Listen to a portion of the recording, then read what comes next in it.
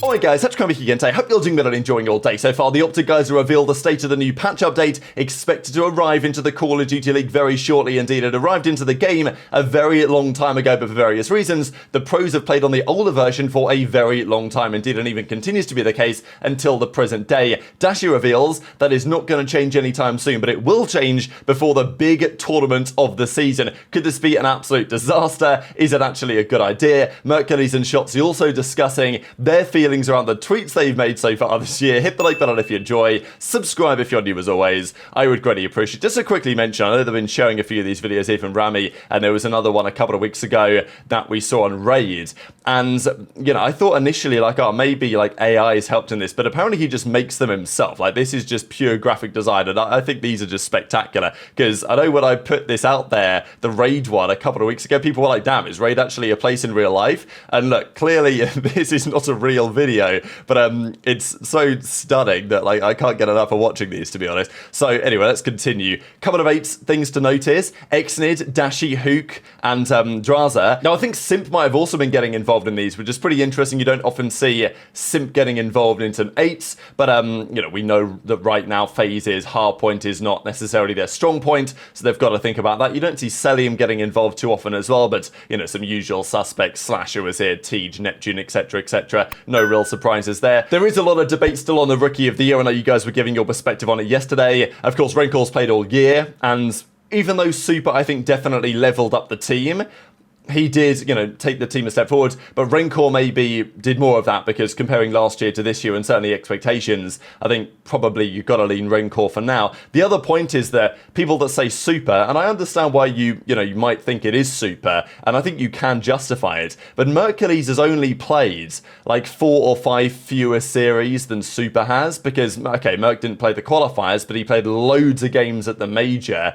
and made it very deep at the tournament, and then obviously has played since then and has got another tournament to come. So I guess the point is that if you can give it to Super, then you can also argue that you can give it to Mercules. Obviously, it's going to require a big result at the final major in Dallas, but yeah, I think the point is that if people are discounting Mercules because, well, he only played, you know, he has not played much, he actually hasn't, but he's played quite a lot of matches. Like, he's not played that many fewer than Super has this season, and that's pretty relevant when it comes to the discussion. So I think with that in mind, Renkor's probably going to win it. But yeah, Rookie of the Year for the official CDL, there's not, as easymax says, the official CDL awards, it's made before champs. The one that we do for Breaking Point is going to include champs and the World Cup, right? So we're going to get it right, basically, because going to include the whole year. But the way that the CDL will do it is they'll give it out based on the regular season, which is fair. It's done like that in other sports, and I understand why they do it. But it does mean that it's going to be challenging because, you know, right now the answer is probably Renkor. By the time champs and EWC come around, the answer might be Mercules. We will see. Super could get in there as well. This was cool. We've talked about it over the last few days. Potential teams returning. We've discussed Envy, whether they might be looking to come back. We talked briefly OpTic Gaming this morning. There's some other great logos as well, like the Lightning Pandas one, I think was, yeah, Exotic put it in the replies as well as here and says, this is the old Lightning Pandas logo. But these are some of the 12 that we picked out. Of course, I'm sure you guys can name all of these teams if you can't. That's Luminosity Gaming. They're currently still involved with Seattle Surge, or Vancouver Surge as they are now. Team Caliber, legendary organization for multiple reasons. Splice is still kind of part of Toronto Ultra. I mean, it's, you know, the same ownership group, of course, involved over there. United, maybe they'll come back at some point. OpTic Gaming.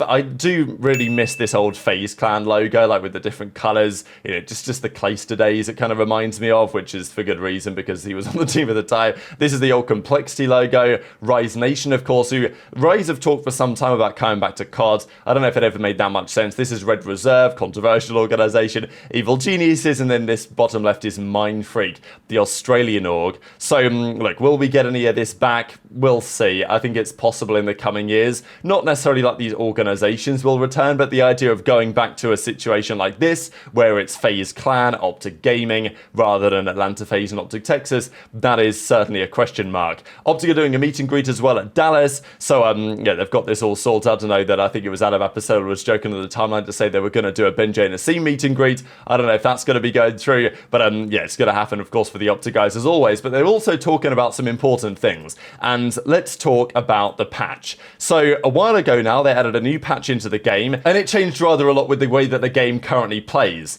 The control spawns have changed quite dramatically. Certainly on Vault Control, there's a big feeling now that if you are attacking the second point, the B, point over towards where the other bomb site is, the defenders, if you get the kills, will spawn so far away that really they have no chance to challenge it again. The way that the spawns currently work on Vault is actually pretty damn good, I think, for control on that, because offense can win, defense can win, but it takes a couple of waves for the attacking team to actually do it. Now that's going to change. We also know the Jackal is changing. It's becoming weaker. They're probably putting some of the attachments back on it. There was some debate whether they were going to remove attachments.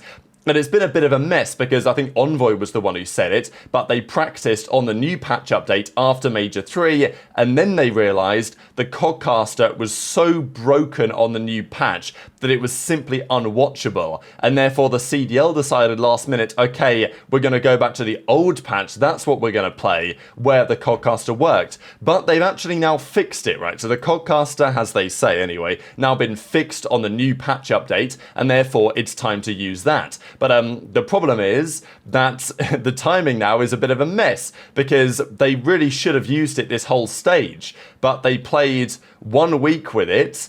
Well, they played 2 days with it. They then reverted it before the first week of qualifiers.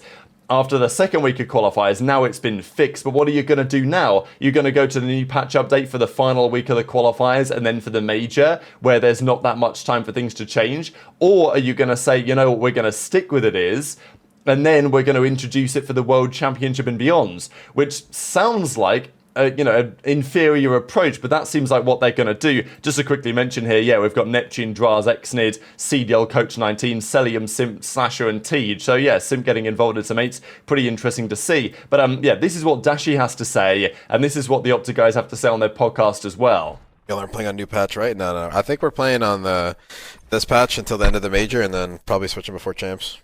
Bro, that slide jump shit is ass, bro. W plays. Oh, yeah, the Cogcaster shit got fixed now, finally, bro. Did they fix the control spots, though? They probably fucked up something else in that process. Literally. No, they're not fixing this. Check, is there anything else like control? This is all the multiplayer.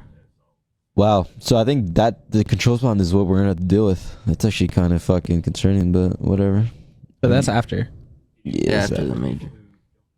Yeah, I mean, the patch that you guys are playing on right now and rank play and stuff like that, like, the control spawns are completely different compared to, like, the previous patch that we're playing on still. And, yeah, so whenever, like, because a lot of people are, like, in my chat and I'm doing, like, the skyline jump on, like, the stone stairs area, and they're like, what the fuck, you can still do that? But, like, that's only because we're still playing on the previous patch. Whereas if you guys, everything that you guys are playing, you guys are playing the new patch. Wait, you can't do that shit on the new patch? No. Why do they patch like that and then they don't actually fix the game? You know what I mean? Like, I don't even know why they would even patch that. Like, why do they fix shit that's like you would think is so useless? I know, and then they like don't fix the shit that needs to be fixed. Podcast is broken for 2 months. I swear, like, who is? Wait, you know what it is? I swear, It's this, bro. I'm not. Wait, we need to know who's making the decisions so we can hold them accountable. You know what I mean? As a community, I feel like I mean, they I don't know why don't they use AI? Why don't they use AI coding? I'm not even sure. Is that even a thing? I mean, bro, like the way I look at it is like, if it ain't broke, don't fix it. They've been making billions every year, so they're probably thinking like these kids don't know what they're talking about. They're eating this shit up. Yeah, they're like these kids. They don't care about. We don't care about this jump. They're still gonna buy next year. Then we bounce back against Carolina. You know what I'm saying? Nice little bounce back. 3 of them, I think. Yeah, we needed that. Or 3-1. Hey, that showing cold. You were like, you said, you said GG's Boston lost or whatever, and then you're like, we'll get back tomorrow or some shit. And we threw it them. That showing hard. And Twitter would have been coming for my fucking neck. As another Shotzzy. Oh God, no! We gotta make sure. Yeah, we had to make sure we got this fucking up. Imagine we get 3 up. Imagine we got fucking world side.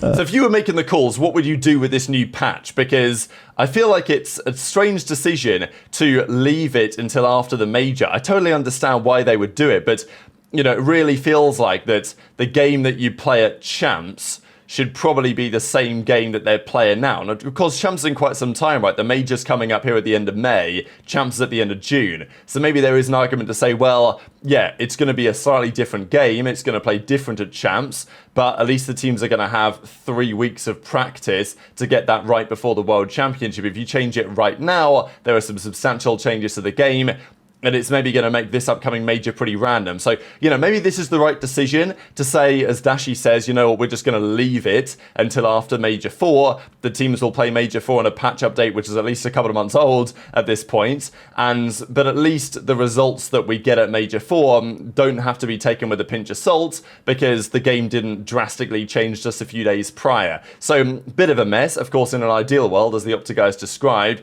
the developers would do a better job of getting on top of this, but unfortunately, that's probably wishful thinking on our part. The other entertaining discussion was between Shotzzy and Merc. We know all those tweets that Shotzzy did at the start of the season, saying the other team is terrible and, they don't know how to play for the win and all this stuff. And of course, it backfired rather spectacularly when OpTic went on their 0-18 run. Merc, I'm not going to say that he's following in his footsteps precisely, but Merc did do this tweet, of course, the other day. GG's Boston lost 3-2, will bounce back tomorrow. Now, he played really well that series, Merc. He was OpTic's best player. He had like a 1.33 in the series, nearly clutched a 1v3 to take it to a Game 5 round 11, but it was their search that wasn't quite as strong, and I'm sure that's a key focus point for them going into the upcoming weekends, because at the end of the day, Search and Destroy is rather important if you want to make it far. But I thought it was, even when I read this at the time, I thought it was an interesting tweet from Merc, because they lost 3-2. They played Ravens the next day, a team that they're comfortable, believing that they can beat. But actually, Ravens so far that season had a very good record against OpTic, right? This was, to be honest, the reason for Shotzi's crash out in January was because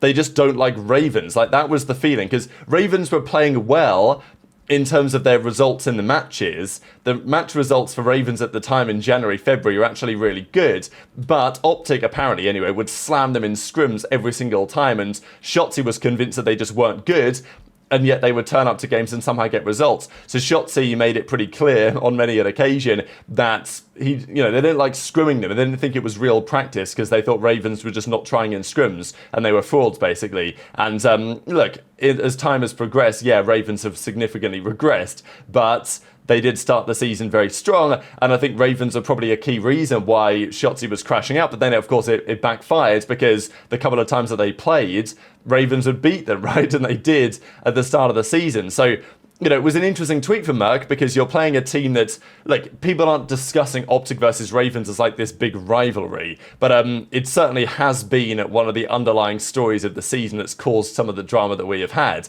And then OpTic Merc goes to play them the next day, and it's yeah, we'll bounce back against Ravens, no problem. And, if Shotzzy did this type of tweet, and then they lost to Ravens, wow, could you imagine, how clowned he'd be getting? And Merc, if they'd have lost, probably still would have got clowned a little bit as well. But yeah, I kind of tip the confidence to say, yeah, okay, we lost, but tomorrow we're bouncing back. And to actually go ahead and do it, and draw 1.5, obviously the controlled 3.0 pretty much he had helped, but you know what I'm saying. So yeah, maybe Merc is the solution, right? Maybe this is what it takes. Maybe with Merc on the team, you can tweet what you want and you can get away with it. But I'm not going to tell Shotzzy that, oh yeah, feel free. I mean, I'd love him to, but feel free to just fire off whatever your thoughts are again, because I think Shotzzy will be a little bit hesitant to do that after what happened at the start of the season, the bad juju monster, or whatever people want to say. But very much interested to your thoughts on all of this stuff in the comment section below. Hit the like button if you enjoyed it, subscribe if you're new, take care, and I'll see you next time.